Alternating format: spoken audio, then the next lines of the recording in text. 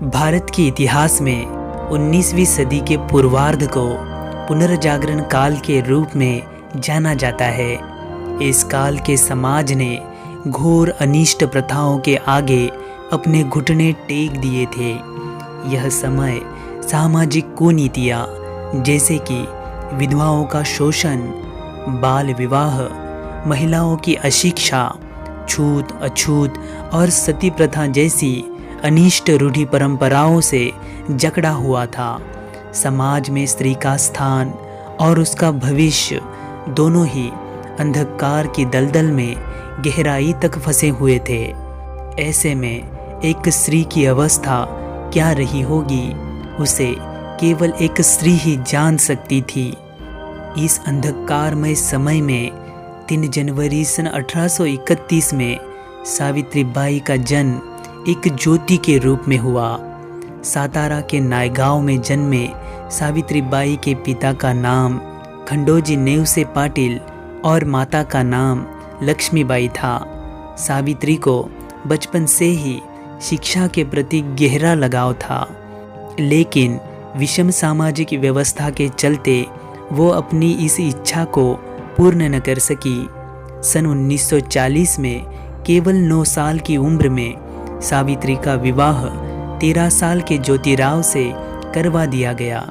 सुशिक्षित ज्योतिराव ने सावित्री के शिक्षा के प्रति लगाव को बड़े जल्दी ही भांप लिया और उन्होंने सावित्री को घर पर ही शिक्षा देना प्रारंभ कर दिया। ज्योतिराव फुले, जो एक सुशिक्षित नवयुवक थे, वे इस समाज की कुनीतियाँ और स्त्रियों पर हो रहे अत्याचार से व्यथित हो उठे। उन्होंने देखा कि बाल विवाह के कारण महिलाओं में छोटी उम्र में ही विधवा होने का प्रमाण काफ़ी ज़्यादा है। ऐसी विधवाओं को पुनर्विवाह करने के लिए समाज की मान्यता भी नहीं है। पति के मृत्यु के पश्चात स्त्री पर सती जाने के लिए दबाव बनाया जाता है, अन्यथा विधवा बनी उस औरत के केश निकालकर उसे बदसूरत बनाया जाता है। फिर ऐसी पीड़ित महिलाएं मानसिक तौर पर खुद को समाज का अपराधी समझकर आसानी से किसी भी नराधम की वासना का शिकार बन जाती है और आत्महत्या एवं बाल हत्या जैसे पातक करने पर मजबूर हो जाती है।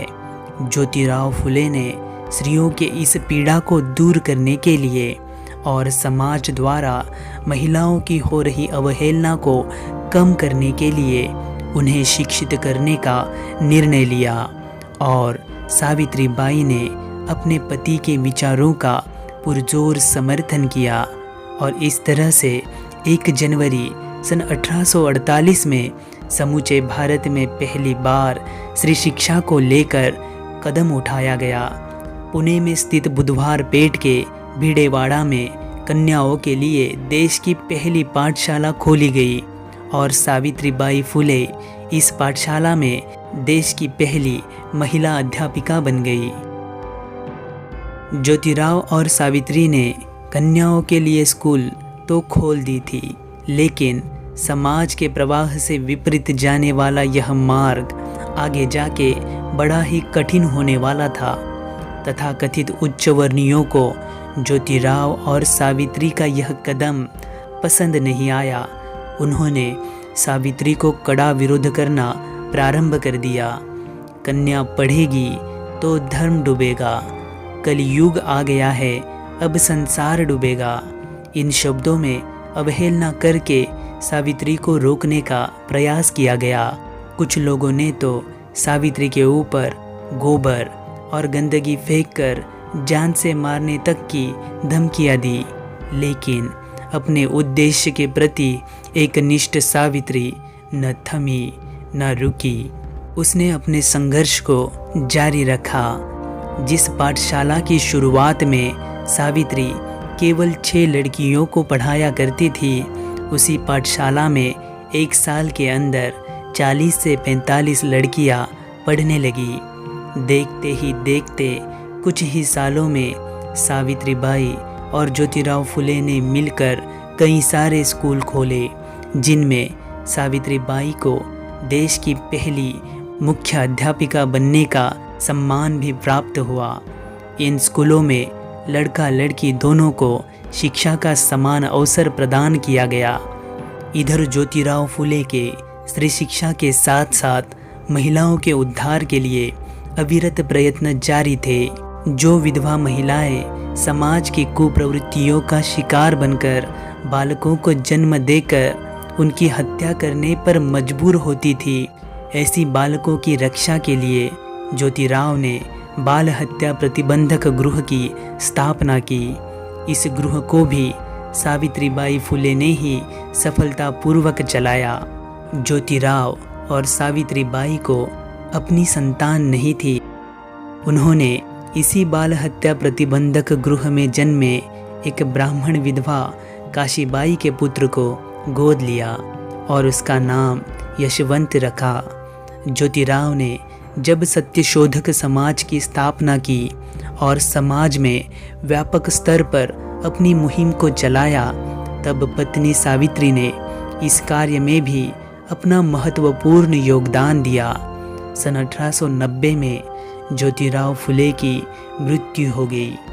पति के मृत्यु के पश्चात सावित्रीबाई फुले ने उनके कार्य की संपूर्ण जिम्मेदारी अपने कंधों पर ले ली।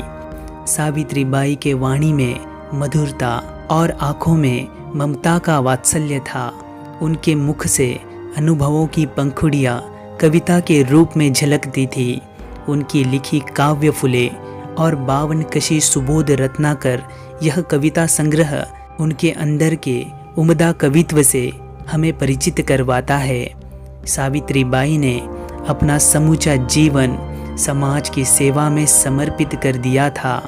जब 1896 में देश में भीषण सूखा पड़ा था, तब सावित्रीबाई ने भूख से बेहाल लोगों की सेवा कर निष्ठुर समाज के सामने इंसानियत का आदर्श रखा था। सन 1897 में जब पुणे में प्लेग की महामारी ने हाहाकार मचा दिया और ब्रिटिश सरकार ने इस छूत की बीमारी की रोकथाम के लिए रोगियों पर जबरन जुल्म उठाना शुरू कर दिया, तब सावित्रीबाई को उन रोगियों की पीड़ा देखी नहीं गई।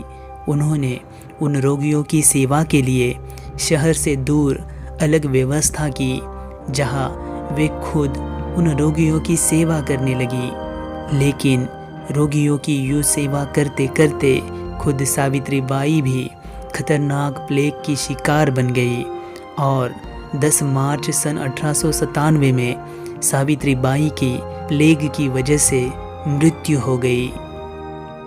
आज सावित्रीबाई फुले के हमारे समाज के ऊपर अनंत उपकार है। स्त्री शिक्षा और महिलाओं की उन्नति के लिए किया गया उनका कार्य अतुलनीय है। उनके इस कार्य को आने वाली लाखों पीढ़ियां हमेशा स्मरती रहेगी। तो दोस्तों, आपको ये जानकारी कैसी लगी? आप हमें कमेंट बॉक्स में ज़रूर बताइए। वीडियो को लाइक करके अपने दोस्तों में शेयर कीजिए और चैनल को सब्सक्राइब करके बेल आइकन को ऑल नोटिफिकेशन पर सेट कीजिए, ताकि हमारे अगले वीडियो की नोटिफिकेशंस आपको तुरंत प्राप्त हो।